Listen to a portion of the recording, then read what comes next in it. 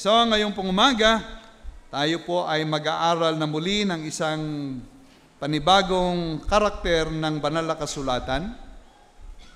At ito po ay masusumpungan natin sa Judges, sa Hukom, mga Hukom. Okay? At ang coverage po niyan ay from chapter 13 to chapter 16. But ngayong pong hapon o ngayong umaga, ang atin pong babasahin ay sa chapter 16, talata pong 15 hanggang verse 21. Yan po yung ating pag-aaralan o yan pong taong yan. Judges chapter 16 from verses number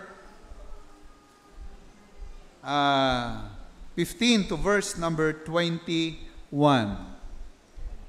Andiyan na ho ba kayo? Tayo ho'y tumayo at basahin po natin ang bahagi po ng istorya ng taong ito. English, Tagalog, whatever version you have, ay mababasa po natin. Handa, basa. At sinabi niya sa kanya, "Bakit nasasabi mo na iniibig kita sa bagay ang iyong puso ay hindi sumasa akin? Pinaglaruan mo akong makiatlo at hindi mo isinaysay sa akin kung saan nagpapahinga ang iyong dakilang kalakasan.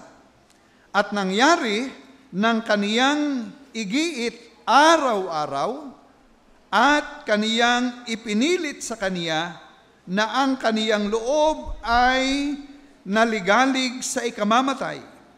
At isinaysay niya sa kaniya ang kaniyang buong taglayin sa kaniyang puso. At sinabi sa kaniya, walang pang-ahit na nagdaan sa aking ulo, sapagkat ako'y naging Nazareo sa Diyos mula sa tiyan ng aking ina. Kung ako'y ahitan, hihiwalay nga sa akin ang aking lakas, at ako'y hihina at magiging gaya ng alinmang tao.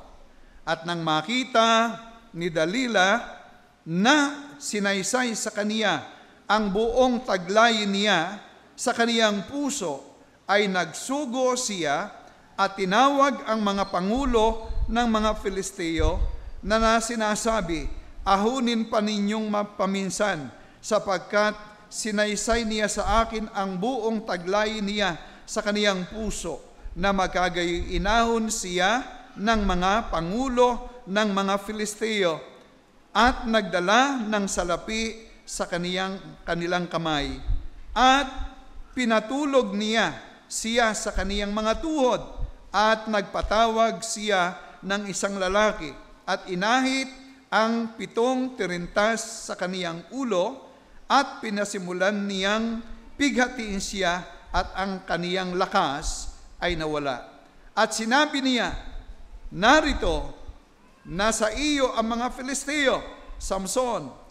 At siya'y gumising sa kaniyang pagkakatulog at sinabi, ako'y lalabas na gaya ng dati at ako'y magpupumiglas. Ngunit hindi niya talos na ang Panginoon humiwalay sa kanya. At hinuli ng mga Filisteo at dinukit ang kaniyang mga mata at inilusong nila sa gasa at tinalian siya ng mga pangaw na tanso at siya'y gumiling sa bilangguan. Tayo po'y manalangin. Mapagpala po naming Diyos, aming Panginoon, salamat nga po sa iyo na ang istorya po ng banal na kasulatan ay inyo pong ipinasulat upang ito po ay aming mabasa at makita po namin ang iyong mga mahalagang aral sa amin. Inyo po kaming tutulungan, O Diyos, sa pag-aaral na ito. Nawa nga po, bigyan mo kami ng pagkaunawa, matutunawa kami sang-ayon sa iyong banal na kalooban. Tulungan mo po ang pagsasalita ng inyong lingkod at tulungan mo po ang pakikinig ng inyong mga anak. Ama, ang lahat ng ito'y aming dalangin at hinihingi po ang lahat sa iyo sa dakilang pangalan ng Panginoong Jesus. Amen at amen. Tayo po'y magsiupo. Okay, so ngayon pong umaga, ang atin pong pag-aaralan ay buhay ng isang lalaki, isang Hudiyo,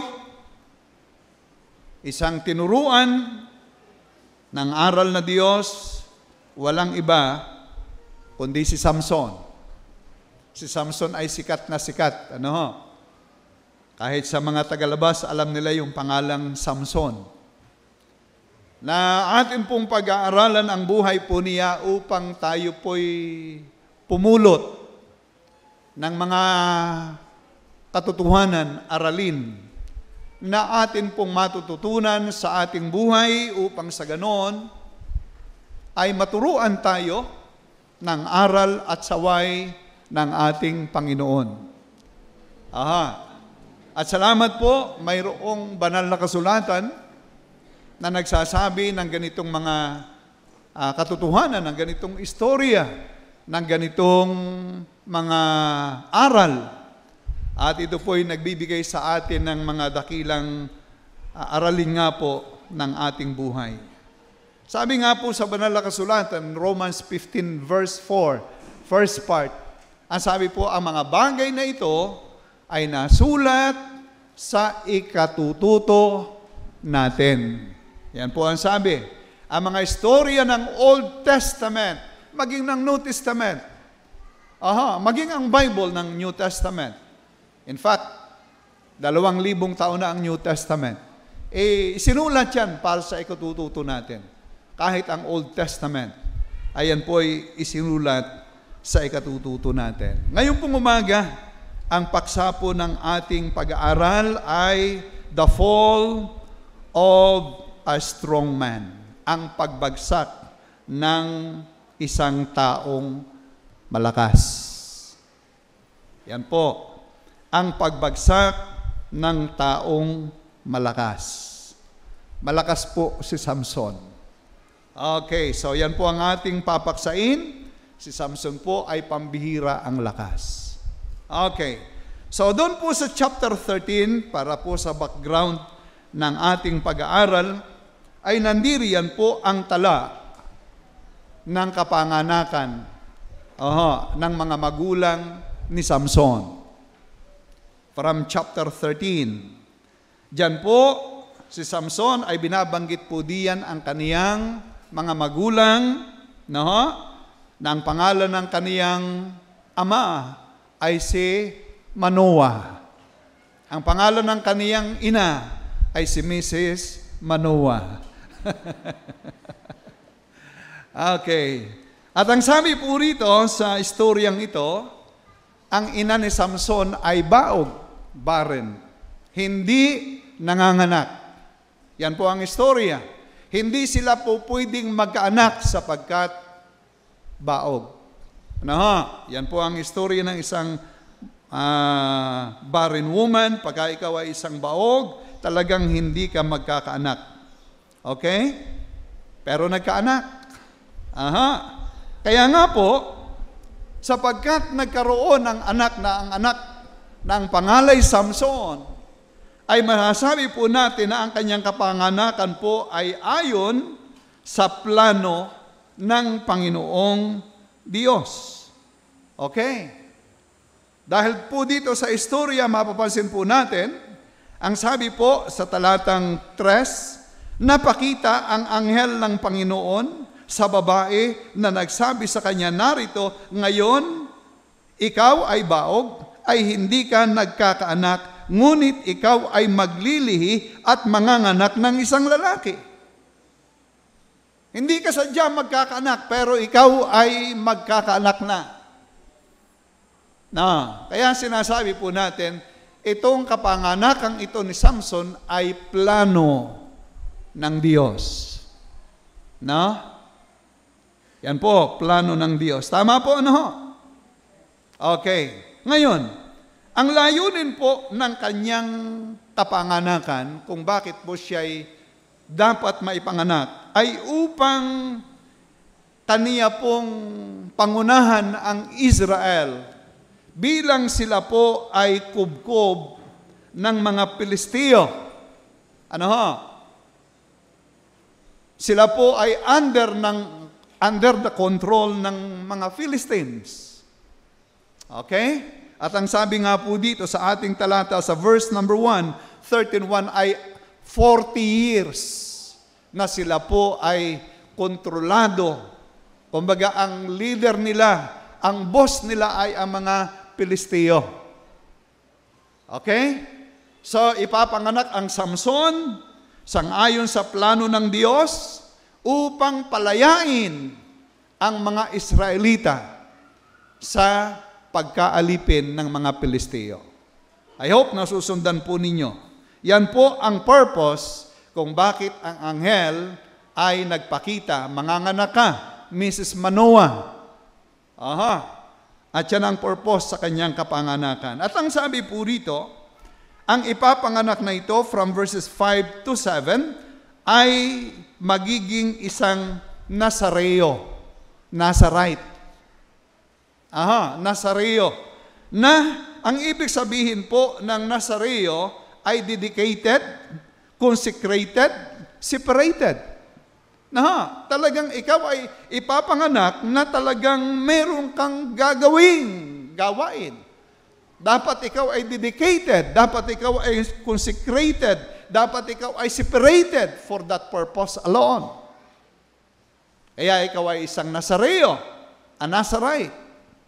Yan po ang purpose ng kanyang pagkakatawang tao o yung kanyang kapanganakan. So, pangalawa po, ito pong Samson na ito, chapter 40 na.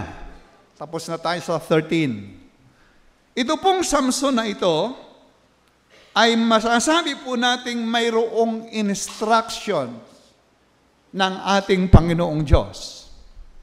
Chapter 14 verses 1 to 3. Okay?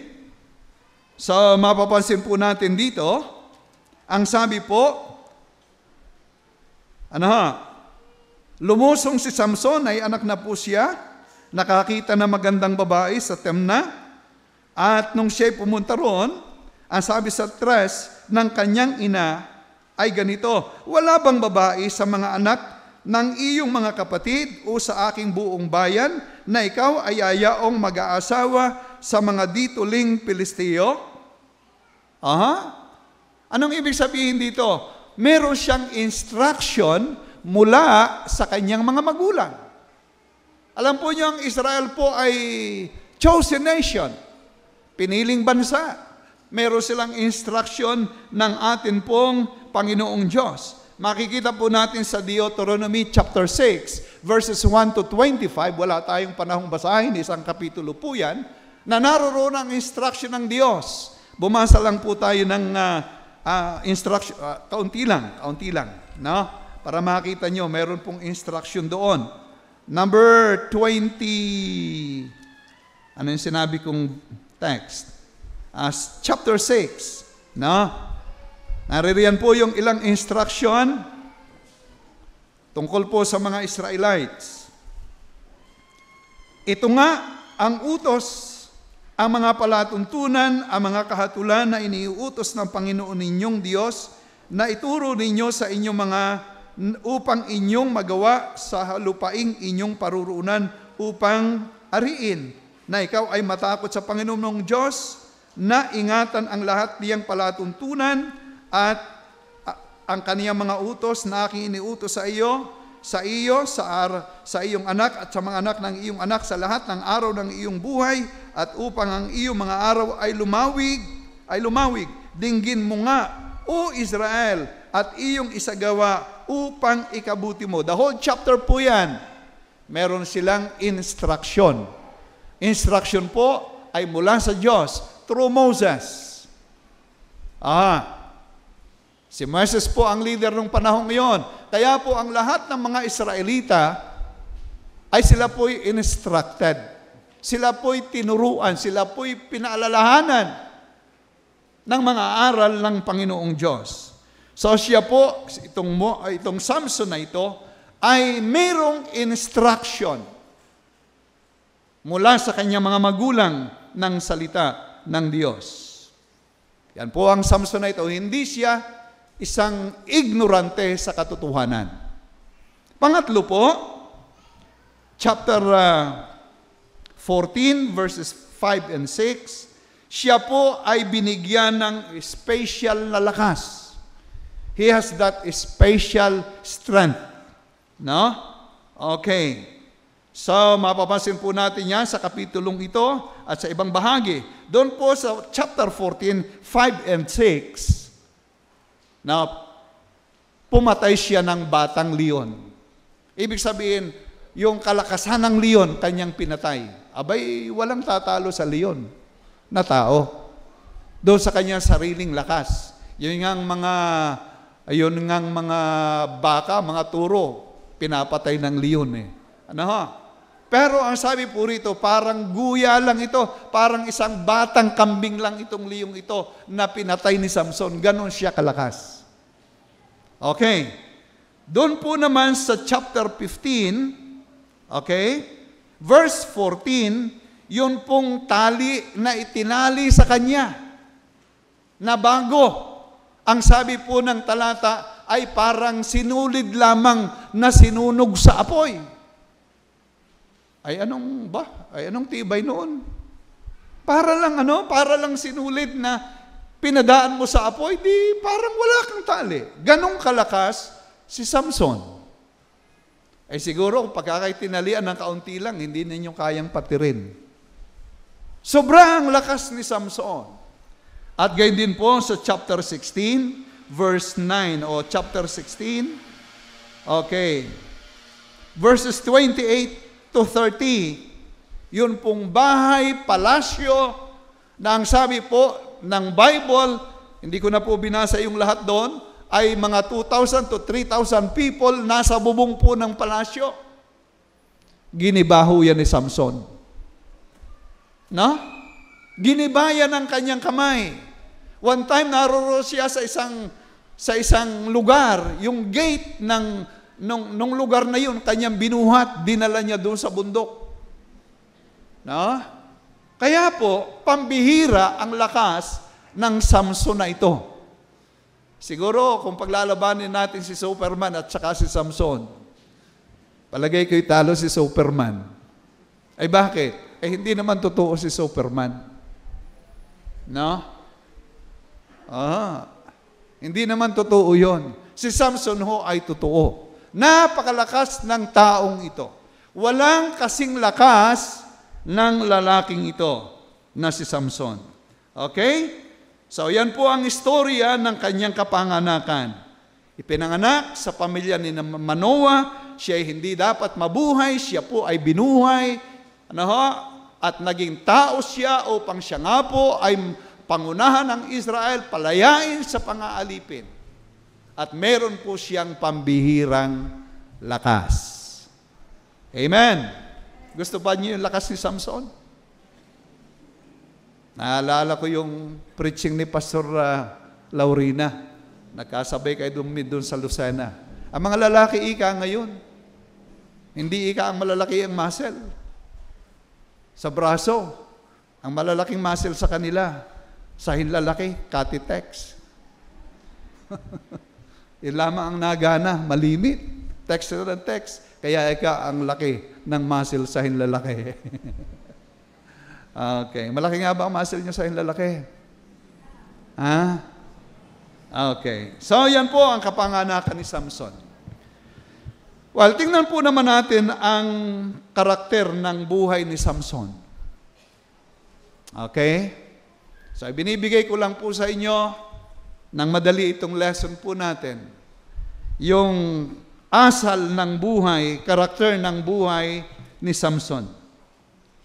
Alam po niyo sa aking pagbabasa, sa kanyang biyayang lakas, sa kanyang biyayang ng Diyos na ibinigay sa kanya, special ang kanyang kapanganakan, masabi po natin, extraordinary ang taong ito. He has the instructions of God, Meron siyang knowledge sa mga katotohanan ng atin pong Panginoong Diyos. Pero isa po ang ating mapapansin. Ang kanya pong karakter ay hindi po siya tunay na nag-ingat sa kanyang sarili. He lived half-heartedly. Hindi po wholehearted. Hindi po ang kanyang pagsunod ay lubusan. Ang kanyang pagsunod po ay kalakalahati lamang. Hindi na niya naisip, siya ay special sa kanyang kapanganakan. Okay, tingnan po natin. Una, yun pong good part ng kanyang buhay. Meron din po namang good part ang kanyang buhay. Una po, mapapansin po natin sa Hebrews 11 verse 32, na siya po ay ibinilang sa sinasabing bayani ng pananampalataya. One of the heroes ng pananampalataya, si Samson. Kasama po siya. Now, ibig sabihin, maganda ang record pagdating sa point na yun. Isa sa bayani ng pananampalataya. Okay? So, wag na nating diskussin. Alam natin ang ibig sabihin ng bayani, ibig sabihin, maganda rin naman. Mayroon din namang magandang bahagi ang kanyang buhay. At yun nga po ang ating inuuna. Pangalawa po, ay mapapansin po natin, sa tala rin po ng ating binasang talata, even dito po sa chapter 16, last verse, ay napangunahan po naman niya ang Israel sa loob ng 20 taon. Napangunahan din naman niya.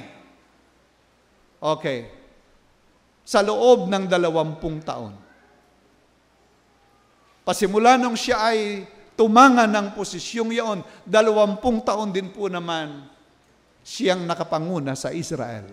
Magandang sasabihin po natin, good points ng kanyang buhay. Binabasa ko po ang isang komentaryo, binasa ko po, na parang at that time, sila'y naroon sa kanilang lugar, pero kinukontrol sila ng ibang puwersa. Ay parang ang dating daw po ay para bagang hindi isang army ang kumukontrol sa kanila, kundi yung mga taong ito lang ay basta malalakas, kontrolado sila. No? So hindi tulad nung isang hukbo na lulusob sa kanila at sila ay lulupigin, hindi ganon. Naroon sila sa sariling lugar, pero pinanghihimasukan ng ibang puwersa ng Pilisteo. Pero sa panahong ngayon, nakapanguna siya sa Israel. Parang yung mga sila Bonifacio nung panahon ng himagsikan, kumbaga sila ay nag-aalsa, lumalaban, nakapanguna siya sa loob ng 20 taon. Yan po ang haba ng kanyang pangunguna. At masabi rin po natin na naingatan po niya ang kaniyang sarili partially bilang isang Nazarite. Tinawag ko pong partial sapagkat nung ipaputol niya yung kanyang buhok, chapter 13, 7 and 14, 16, 17, ay nawala na nga po yung kanyang lakas. Yung bilang isang Nazareo, yung kanyang sinasabing dapat ay hindi puputulin yung kanyang buhok, ay kanyang ipinaputol. So, pagdating po sa puntos na yun, naputol. Kaya tinatawag nating partial yung kanyang pag-iingat ng kanyang vow. Next, ay ito rin pong si Samson sa good point po niya sa chapter 15, verse 18 and chapter 16, verse 28, ay naging epektibo rin po naman sa kanyang panalangin. Isang tagpo sa kanyang pakikihamok doon sa kanyang mga kaaway, siya po'y tinalian ng kanyang mga kasama, naroon siya sa bundok, tinalian siya ng kanyang mga kasama ng bagong lubid, ay nung makita niya yung kanyang mga kaaway, siya po'y nagpumiglas. At sabi nga po ron, parang pinadaan lang sa apoy yung kanyang tali at siya po'y nakakita ng panga ng asno. Kayo ba'y nakakita na ng asno? Sino nakakita na? Okay, ako'y nakakita na no, sa Israel. No? Pero marami sa atin sa drawing, nakakita na. Okay, nakakita siya ng panga, tinanganan niya ito, ginamit niyang armas at 1,000 Pilisteo ang kanyang pinatay. At siya nagutom, nauhaw, sobrang tinding uhaw. At siya po ay nanalangin sa Panginoon at mula doon sa tabi ng lugar na yon, lumabas ang maraming tubig at siya ay uminom. At doon din sa building na nawasak, na tumapon sa kanya, yun po'y bago niya nagawa yung siya po'y nanalangin.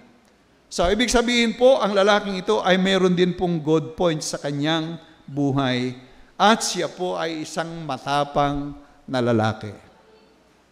Yan po ang good points ni Samson. Now, tingnan po naman natin ang bad part ng kaniyang buhay. Maganda ba yung good points niya? Ay, siyempre, maganda eh. Yung bad parts ng kanyang buhay. Okay. Chapter 14, 1-3. Okay? Ay makikita po natin, and then verses 5-18. Ang masamang buhay po sa kanya ay kaniyang sinunod ang nasa ng kaniyang laman. Sinunod niya ang nasa ng kaniyang laman. Tingnan po uli natin. At lumusong si Samson sa Timna at nakita ang isang babae sa Timna sa mga anak ng mga Pilisteo at siya ay umahon at sinaysay sa kanyang ama at sa kanyang ina na sinabi, aking nakita ang isang babae sa Timna sa mga anak ng mga Filisteo, ngay-ngay papag-asawahin ninyo ako sa kaniya. Anong umiral sa kanya? Yung kanyang puso, yung kanyang damdamin. Ay sino yung kanyang nakita? Isang magandang Pilistia. Maganda. Narahuyo si Samson.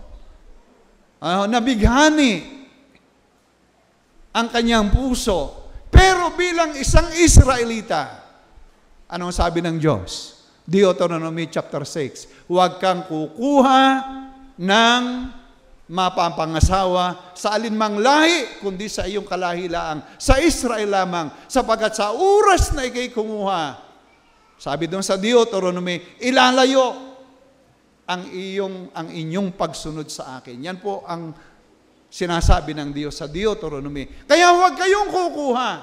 Pero itong Samson na ito ay tinamaan ni Cupido. Hindi niya napigilan ng kanyang sarili. Basta ina, tatay, tayo pumaron, kukunin ko siya. Whether you like it or not. Wala namang ganun, no? Pero yun po ang nangyari, pag binasa po natin sa verse 3, wala bagang babae dyan sa atin kang nakikitang maganda. Alam po ninyo, minsan yung ganda nakakabulag. No? Nakakabulag. Kaya yung mga lalaki minsan, titingin pa dun sa labas, hindi nila naiintindihan, narito sa loob ang magaganda.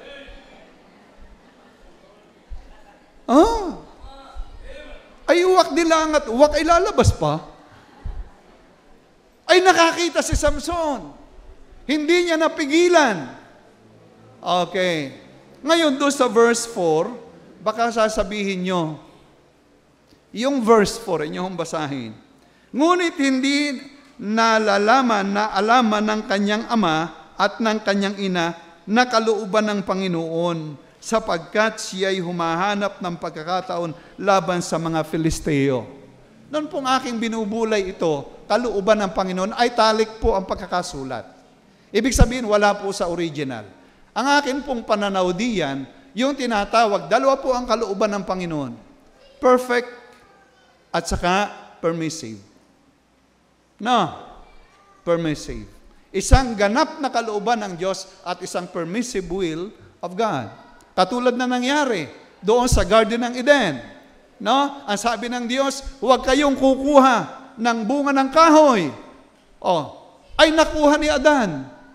Ay mas malakas ba si Adan kaysa sa Diyos? No. Nagawa niya, yun yung tinatawag na permissive will. No? So yun ang aking pananaw dito. No?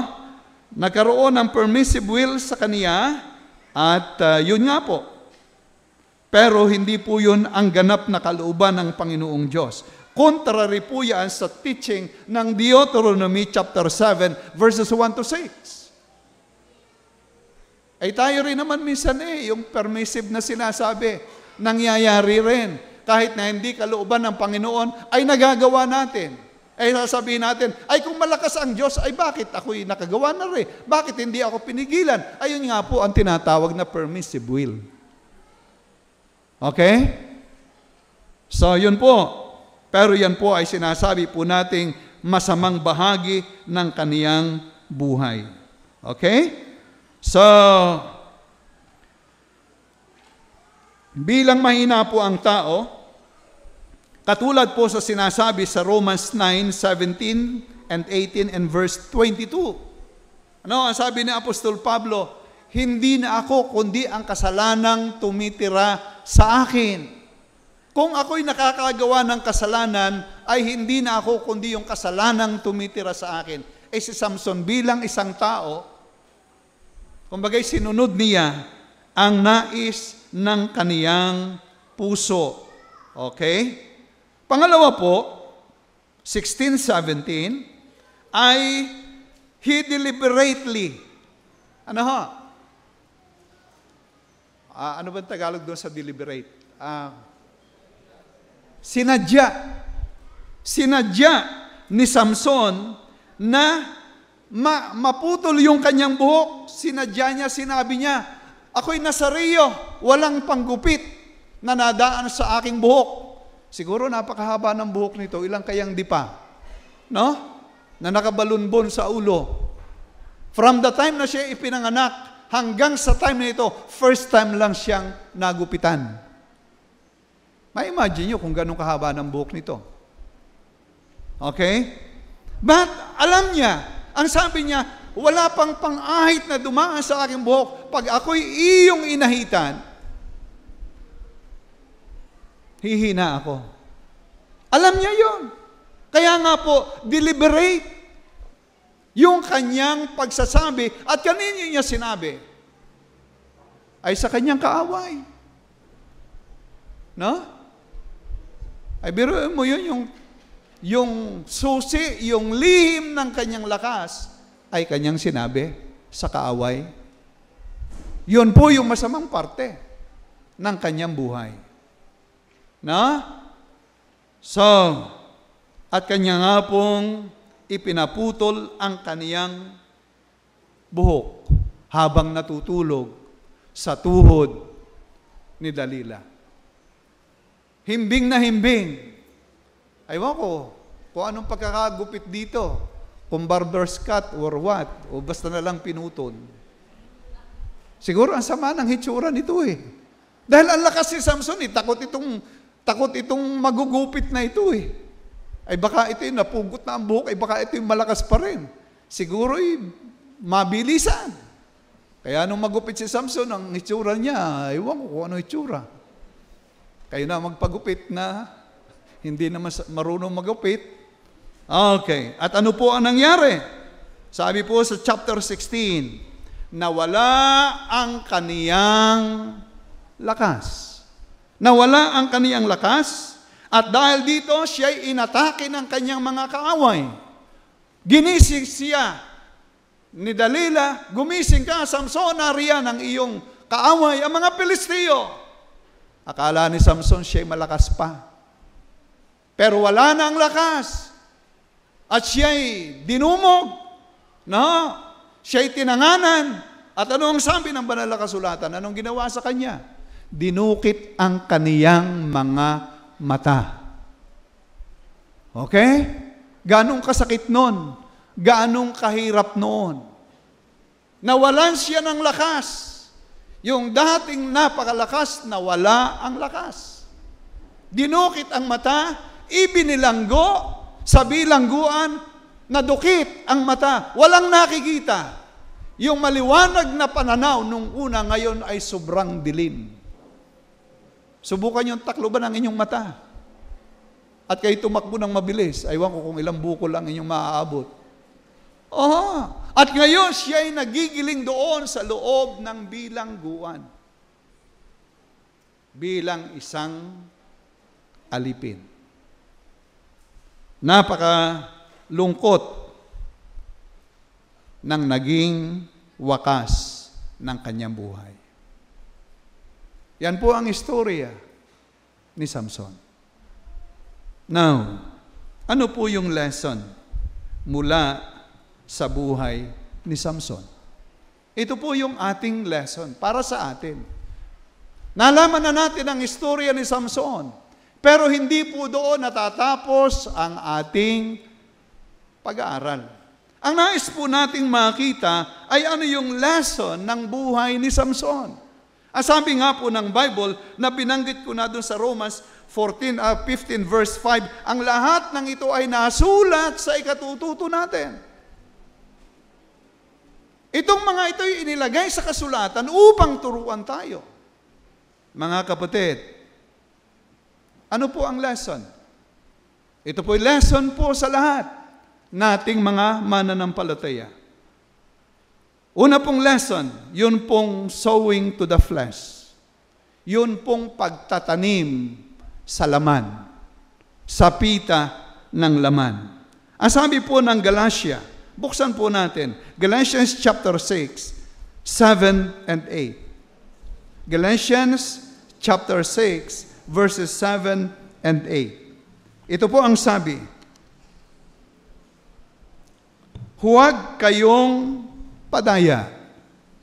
Huwag kayong padaya. Ang Diyos ay hindi napabibiro, sapagkat ang lahat na ihasik ng tao ay siya namang aanihin niya. Sapagkat ang naghahasik ng sa kaniyang sariling laman ay sa laman mag-aani ng kasiraan. Datapuat ang naghahasik sa Espiritu ay sa Espiritu mag-aani ng buhay na walang hanggan. Mga kapatid, narito po yung lesson sa atin. Ang sabi po rito, huwag tayong padaya kung ano ang iyong inihasik, yun ang iyong aanihin. Mga kapatid, yan po'y pangaral ng Biblia. Yan po'y pangaral sa atin. Kung tayo po'y merong sinasabi mga magagandang payo, ali, tuntunin sa ating buhay mula sa salita ng Diyos, hindi po yan sa tagapangaral, yan po ay sa Panginoon. Pero tandaan po natin ang sabi ng kasulatan, kung ano ang iyong itinanim, ayon ang iyong aanihin. At pag ikaw ay nagtanim sa laman, ay mag-aani ka ng sa laman.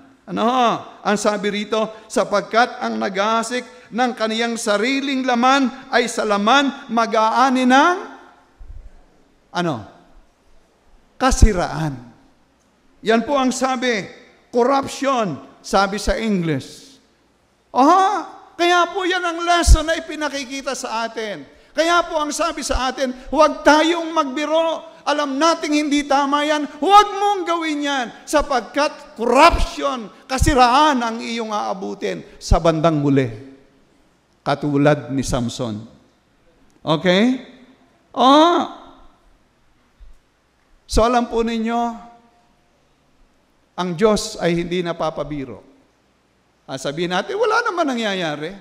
Isang araw mag-aani ka. Hindi naman pagkatanim mo ay mag-aani ka na agad eh. Subukan mo magtanim ng mais. Ilang buwan mo ahantayin? No? Mahigit na 1 buwan o 2 buwan. Ay nagtanim ka ngayon. Ang problema, pag tumubo, marami ang bunga noon. Kaya po huwag kayong maniniwala na sa isang kasalanang ginagawa mo, isa naman yan, isang aanihin mo. Marami kang aanihin. katulad ni Samson. Romans chapter 7 verse 11. Ano po ang sabi ron? Isa sa inani ni Samson. Romans 7 verse 11. Ito po ang sabi ng 11. Sapagkat ang kasalanan ng makasumpong ng pagkakataon ay dinaya ako sa pamamagitan ng utos at sa pamamagitan nito ay pinatay ako. Ano nangyari? Pinatay ako. Isa sa gagawin ng kasalanan sa iyo, papatayin ka ng kasalanan mo. Nagtanim ka eh. Ay di yan ang aanihin mo. At maganda pong lesson na makita natin ang sinasabing ito. Pangalawang lesson. A useful life may end badly. Yung isang buhay na kagamit-gamit ay maaaring magwakas na pangit.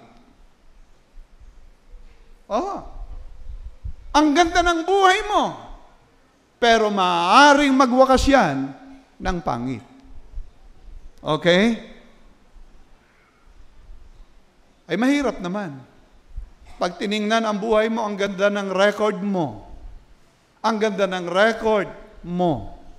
Pagkatapos, pagdating doon sa dulo, bagsak.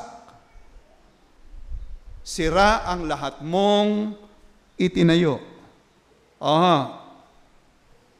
Inyo bang anong tawag doon? Inyo bang pwedeng yakapin yung ganong katotohanan na ang ganda ng buhay mo, very bright yung buhay mo, pagkatapos, all of a sudden, wasak ka na. Sira ka na. At yun po ang napakasakit na katotohanan. Kaya po ang sabi ng banal na kasulatan, John 15 verse 5, tayo po'y manatiling nasa Panginoon. Isuot natin ang buong baluti ng Panginoon. Ephesians 6:10-12. Okay. Tingnan po natin ang 2 Timothy chapter 4 verses 7 and 8. Naririyan po si Apostol Pablo. From the start na siya po ay makakilala sa Panginoon hanggang sa dulo ng kanyang buhay, ang sabi niya, ngayon I have fought a good fight, I have finished my course, I have kept the faith, and now the crown of life I am going to receive. Yun po yung magandang buhay. Pero napakalungkot po, yung buhay nagagamit ay magtatapos ng masama. Okay. Next lesson. Ang kabayaran ng kasalanan, the wages of sin. The wages of sin. Ang buhay po ni Samson ay naging sorrowful. Ang buhay ni Samson po ay napuspos ng kalungkutan. Okay. Ano pong kalungkutan? Ang sabi nga po, all his dignity and office are gone at one stroke. Yung kanyang opisina, yung kanyang kataasan, yung kanyang opisina bilang isang Nazarite, kagyat na nawala.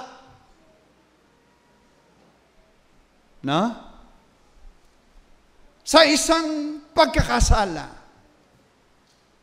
At yan po'y napakabigat.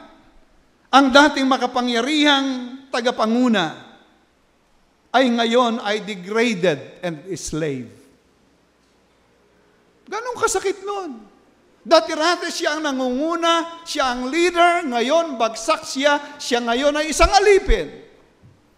Bay, hindi biro yun.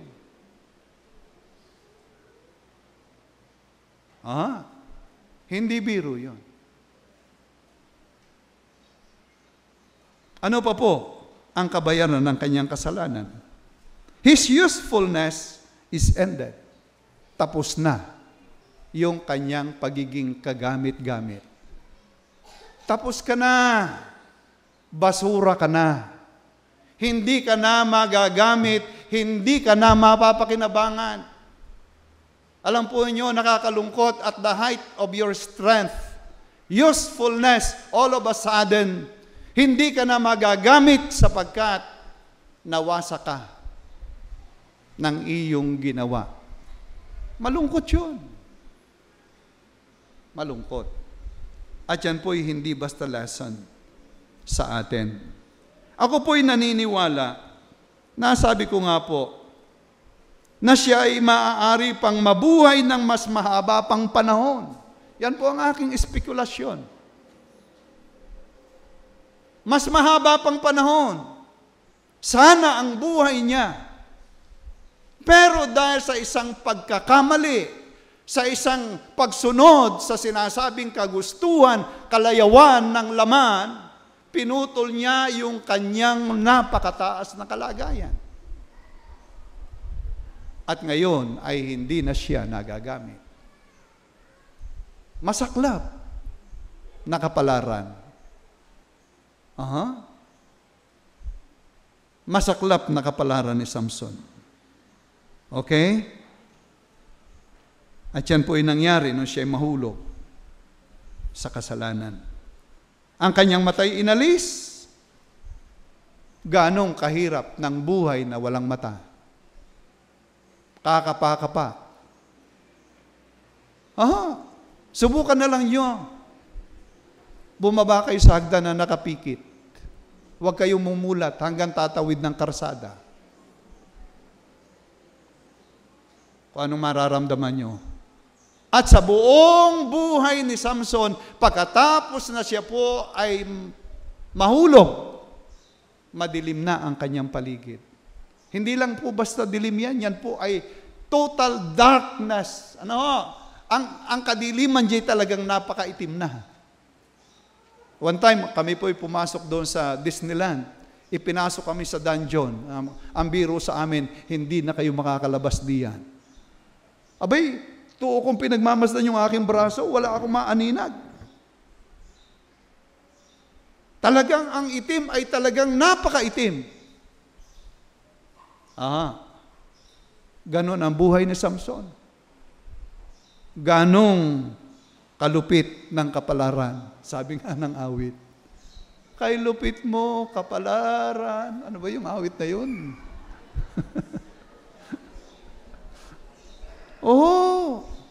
Maniwala kayo.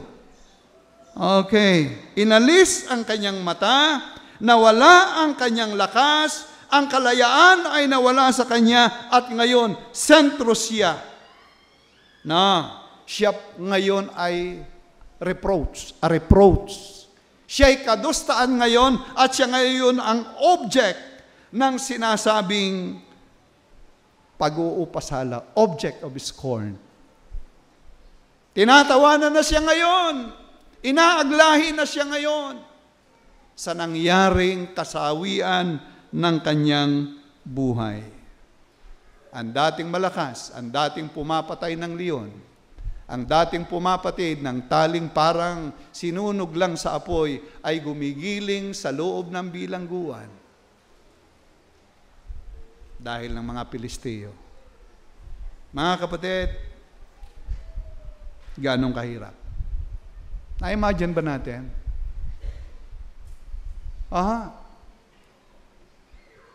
Na-imagine ba natin ang buhay niya?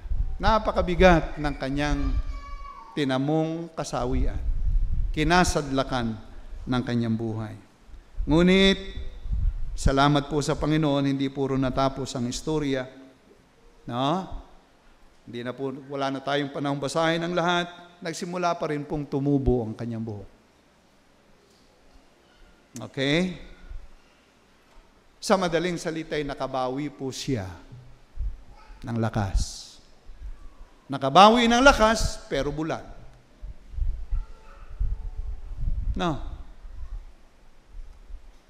Mahirap pa rin. Okay?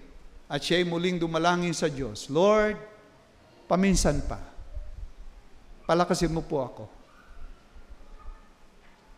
para maipagiganti ko ang dalawang mata.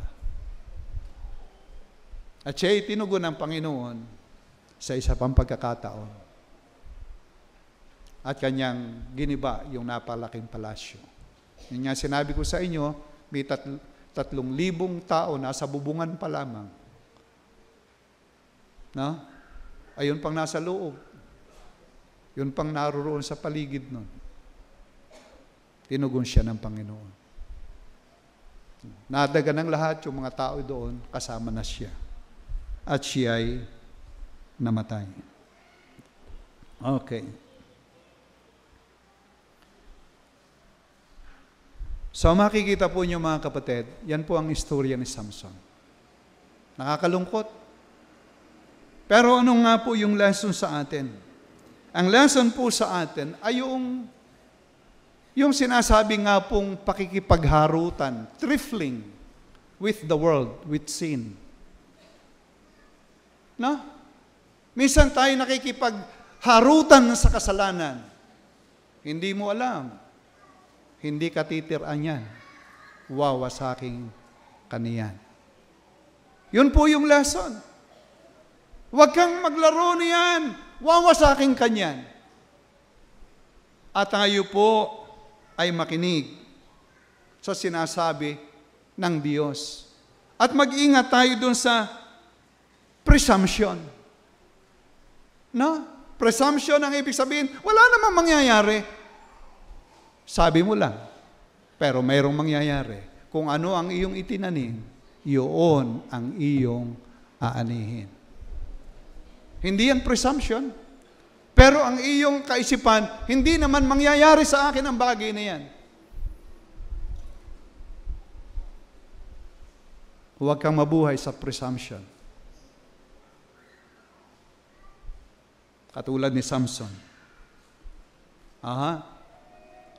Marahil yun ang takbo ng kanyang buhay. At ang sabi nga po, huwag tayong padaya. Ang Diyos ay hindi napagbibiro. Kung ano ang inihasik niya, ay siyang kanyang aanihin. Magbantay tayo sa ating sarili. Bantayan natin ang ating sarili. Sa daang matuwid, sa daang maganda. Alam po ninyo, dito lang tayo magkakaharap, magkakakita-kita. Paglabas natin, hindi na tayo kita ng marami. Pero sino magbabantay sa iyong sarili? Ikaw. Tulad ni Samson, naging kalunos-lunos ang dulo ng kanyang buhay. Sana sa ating pag-aaral ngayong umaga, maingatan natin ang ating sarili at tayo mabuhay na lumalakad sa kalooban ng ating Panginoon Diyos. At sana po napagpala tayo ng salita ng Diyos. At sana po sa ating mga kaibigan, alam po nyo, ang tunay na gabay natin, hindi ang lakas natin, kundi ang lakas ng Panginoon. Binanggit na natin ang talata, John 15:5, "For without me," sabi ni Kristo, "ye can do nothing." Kahit na sa iyong sarili, you're not strong. We are all weak. We are finite being. God alone is strong. Tayong lahat ay mahina. Kinakailangan natin na tayo po'y palaging lumapit sa Diyos.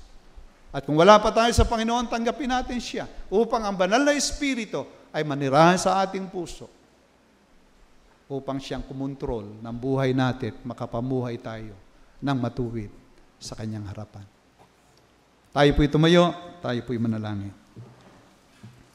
Dakila po namin Diyos, aming Panginoon, salamat po sa iyo. Sabi nga po ng inyong salita, ang mga bagay na ito'y nasulat sa ikatututo namin. Nakita po namin ang buhay ni Samson, extraordinary. Ang kanyang kapanganakan, ang kanyang katungkulan, ang kanyang kalakasan, ngunit nagtapos, nakaawa-awa. Dahil hindi niya pinakinggan ang iyong aral. Aming Panginoong Diyos, nawa nga po ngayong umaga, tulungan mo kami upang sa ganon ay kami po'y makapagtagumpay. Paunawa mo pong palagi sa amin ang isang matuwid na daan. Yon ang dapat na maging buhay po namin. Tulungan mo po ang bawat isa, sino man kami. Tulungan mo kami. Mahina po, Panginoon, kami. Kinakailangan namin ang iyong lakas. At sa aming mga kaibigan, kung hindi pa po sila nakakatanggap sa iyo, kayo pa rin po ang tagapagligtas na Diyos.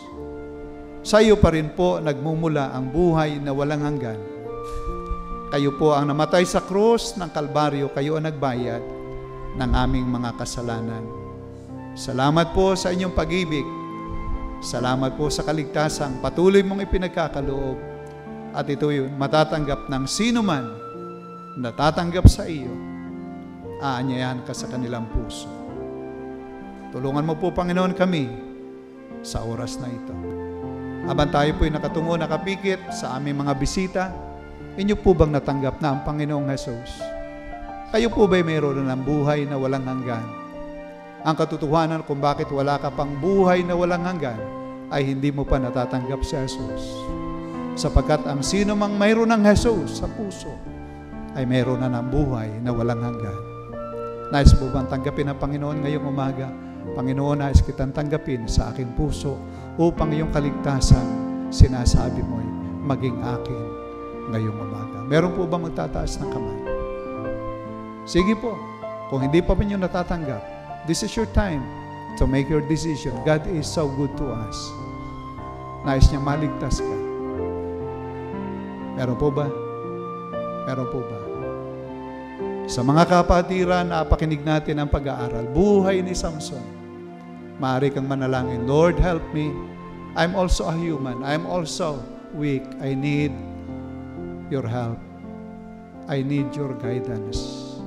Lord, tulungan mo po ako. Is that your prayer this morning? Maaari ka lumapit dito sa unahan para manalangin. Lord, I know myself. I'm also weak, but help me, O God. Pero po ba? Yes. Nais niyong pumunta rito sa unahan. This is your time. Our opportunity to talk with the Lord.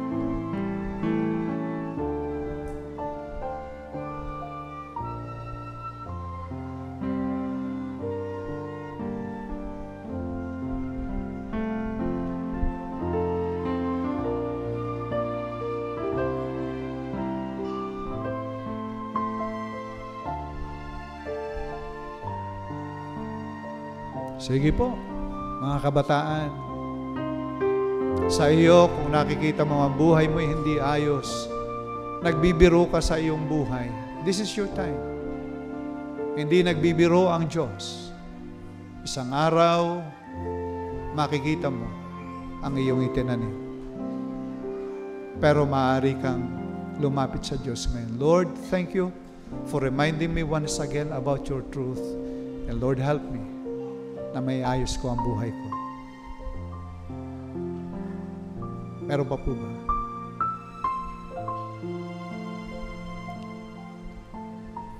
Dakila po namin Diyos, aming Panginoon, salamat po sa iyo.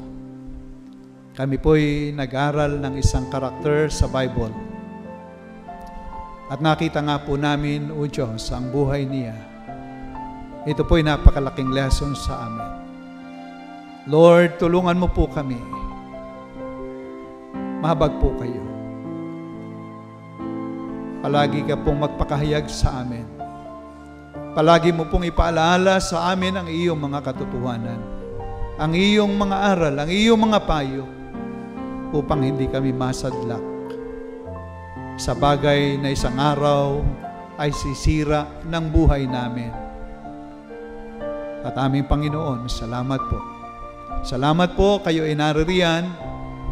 Kami binibigyan mo po ng buhay at lakas upang sabihin na kami po ay meron pang pagkakataon.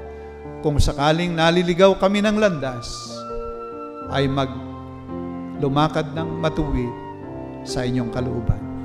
Aming Panginoon, salamat po. Salamat po sa umagang ito.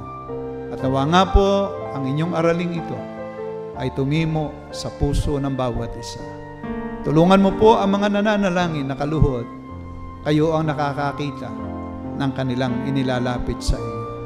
Tulungan mo po ang Good Shepherd, ang lahat ng mga narito ngayong umaga. Amin pong ipinagtitiwala sa iyong kamay. Sa iyo kami umaasa na ang inyong patnubay at gabay ay inyong igagawad sa amin.